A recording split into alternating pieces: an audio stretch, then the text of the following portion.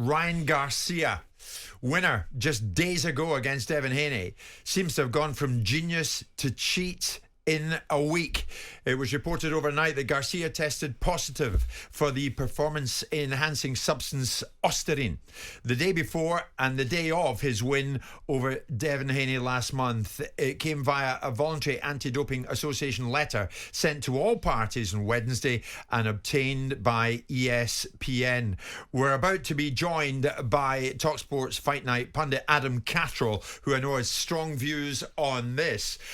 I'll give you Haney's reaction in a second, but this is how Ryan Garcia reacted to the news. I came on here to address this bull claim that I cheated. Lies. Yep. Everybody knows that I don't cheat. What can I say? Why didn't they come out with this before, the fight? If they found it before, why would they let me step into the ring as a cheater and then come out with a victory and then they post this, Again, these are people that are trying to attack me for whatever reason, but no weapon against me shall prosper. I never taken steroid. I don't even know where to get steroids at the end of the day. I barely, take supplements. They're saying it's coming from the ashwagandha. Big lies. I beat his out of here. Everybody go to Warwick tonight. It's lit. So that was Ryan Garcia, Simon. As you might expect, Devin Haney leapt on it and says, it's unfortunate Ryan cheated and disrespected both the fans and the sport of boxing by fighting dirty and breaking positive not once but twice. Ryan owes the fans an apology. You don't play boxing. This puts the fight in a completely different light. Despite the disadvantage, I still fought in my shield. I got back up. People die in this sport. This isn't a joke matter. Simon, I know you'll have strong views on this. Adam Catterall joins us live this morning. Adam, you're taking this. What was your reaction when you first heard about this and Garcia? Massive disappointment is the initial reaction, because what Ryan Garcia did a week ago, yes, there's still a cloud over that victory because he failed to make weight. And I suppose we're going to get stuck into all of these intricacies throughout the course of this fight in a moment. He became the face of boxing because of his social media following, because of the magnitude of the victory. He became a bigger star than he already was. And now that this news has come out overnight, it just creates a massive shadow over that victory over Ryan Garcia and over the sport of boxing, especially at a time when we all seem to be going in the right direction and there's a good buzz around the sport at the moment. Do you know, Adam, I can hear it in your voice. This is your sport. You love this sport. Simon, you're the same. You absolutely love this sport. Indeed. You've followed it for years. How can this happen again? How can it happen again? A high-profile fighter. Well, because if it indeed is what it looks like, and if it walks and talks and sounds like a duck, it inevitably ends up being one, doesn't it? That there is material advantages for fighters to get the benefits of PEDs. Now, we're obviously convicting him in the court of public opinion based upon the fact that he's got a sample that's been tested before and after the fight that's come back. B samples will be called for. They'll probably come back with the same results. More often than not, they do. And it brings you into a territory. I mean, I don't want to go off on a tangent. I don't like some of the things that come out of Devin Haney's mouth about, I'm not going to get beaten by any white boy, but that's a different discussion. The idea that you've got a situation where a perceived super fight now comes into the territory of going into the chaos of drug cheating and all that goes with it, diminishes this sport. And I suppose they've got to step up. People talk about it. Derek Chisora has talked about it. Don Charles has talked about it. I've talked about it. Adam's talked about it. The consequences of being found to have taken a substance perhaps need to be more far-reaching. And whether it's people having purses taken away or whether it's their licenses have been taken away for a longer period of time, the risk-reward return ratio needs to expand so that the consequences are too great for people to want to take these perceived risks. Yeah, I mean, people will listen to and respect Simon's take on it, as they do with you, Adam. But it's the people at the top of the sport, they've got to do something about it. Rob, one of the listeners this morning, there are sometimes mitigating circumstances, but do we not need bans? Bans for life. People can die in the boxing ring. So already, Adam, there is an outcry amongst the boxing fraternity that the people at the top have got to start looking serious. Of course, attitudes have got to change towards failed tests. We've we're still in the middle of an absolute mess that's going on in our own country with one of our fighters over the last couple of years.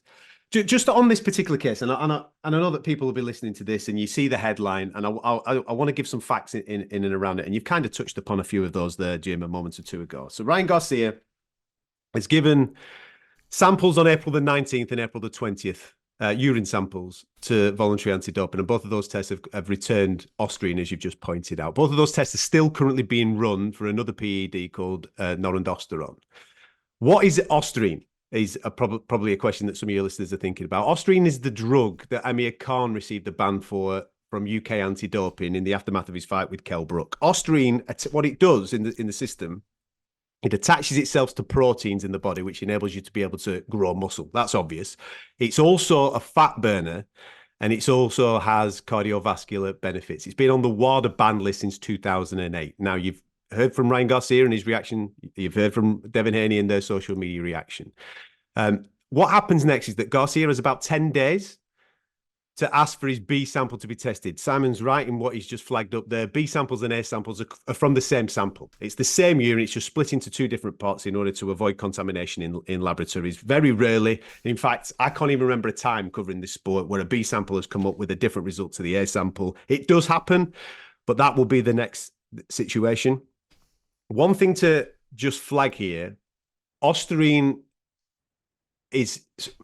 There's been a problem with Austrian in fight sports in particular because it does find itself into supplements illegally. What you'll find with supplement companies is that they will put Austrian in the supplement. So the normal man on the street who's going to the gym and taking a supplement feels a little bit of a boost after his gym sessions. Oh, my muscles are feeling a little bit bigger here. That supplement must be brilliant. It's 9 times out of 10 because Austrian has been put into that supplement illegally. It's not listed on the supplements packaging. The UFC had a massive problem with this a few years ago, and what they did, they ended up making their own supplement range and stamping these supplements. So therefore, athletes only use approved supplements. So, and there's cases where there's approved supplements for fighters to be able to still use now. So that's one thing just to point out regarding Austrian. One thing for Ryan Garcia is that this is not a good look for him, and the reason why it's not a good look is that on the day that he is tested here, one of the days anyway, April 19th, that's the day that he weighed in, and he weighed in overweight. He came in 3.2 pounds over the 140 pound limit. Yeah. So on the day that he attempted to make weight or failed to make weight, he gave a sample of which is now returned a fat burner. That is not a good look whatsoever for this young man. What the protocol will be now. Just out of curiosity, because I was going to suggest that maybe that's the polar opposite. If he's taking a fat-reducing PED, it didn't work very well, did it? How heavy was it? Well, that's would be the thing that I would. Well, depends which optic you want to look for it. The challenge is, of course, Adam. Is about how serious boxing wants to be and how serious, because you haven't got a standardisation across all the different commissions around the world. You've got this fast and loose mentality. We've got two of the leading fighters in the world of boxing, Tyson Fury and Canelo Alvarez, that have both tested and failed drugs tests and had sanctions. And the sport now looks at them through a different prism, rightly so, because of their talents. It's about risk and reward, isn't it? It's also, when you talk about the principles, Jim asked the question, why do they do it? Because they're dishonest and they cheat and they think the outcomes are better on that basis. That's about the summation, isn't it, Adam? People are looking for an advantage. People are looking to gain an advantage at the highest level of sport. Ego plays a massive role in people's decisions in these moments, but the deterrent isn't strong enough. I mean, a lot of people absolutely it's not strong enough. Absolutely, a lot of people made a lot of noise about vendettas and agendas, and I make the British Boxing Board of Control right. As much as I like Conor Benn as a young man, he has to account and has yet to account. And the noise gets, what people do is you get people into camps, they get entrenched and they get allegiances and tribalism. What the British Boxing Board of Control did was have some balls and some teeth. Yeah, and I'm looking at him at the messages coming in. If guilty, life ban. If Garcia is found guilty, life ban. Life ban should start being introduced. Adam, many people asking this question. The urine samples were collected prior to the fight, the Haney-Garcia fight, but the results weren't known until later. Yeah. What's the sense of that? Well, there is no sense in it. It is standard protocol, that. So he was tested, obviously, on weigh-in day. That is what they're saying. And he's the 20th, I'm guessing, is his post-fight. So the one on the 20th is after the fight. I'm assuming. The April the 19th one was on weighing day, and the protocol is that it obviously is taken, it's sent off to a lab, and then the results come back. But why is that protocol, Adam? It's nonsense. It's nonsense because there's absolutely no point. Is it because there's a commercial fear in the world of boxing that leading up to a fight, someone being tested a week out could fail tests, and all of a sudden all the revenue that can be generated from a fight is killed? Is that one of the underlying reasons? Because it makes no sense. You'd be testing someone a week out to be able to give yourself the opportunity to say, you don't get to step in a ring. It's financial is what it is. That's my point. If you wanted that test result back on the same day, you could get it back on the same day by paying more money. I'll finish with this with you. I mean, as I said earlier, it's a sport you love. Simon's followed it for many years now. Is your faith in this sport at an all-time low, Adam?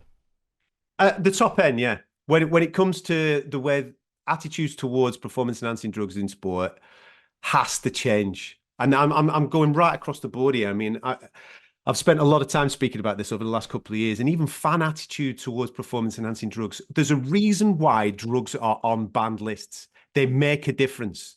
Give your head a wobble if you genuinely think that they don't make it a difference. You're deluded. But they make a difference because they give these fighters a massive advantage, and you are going in to a fight where you are punching another fella in the face and you can cause serious damage. But Adam, are you in the same camp as I that does not believe that a fighter does this in isolation?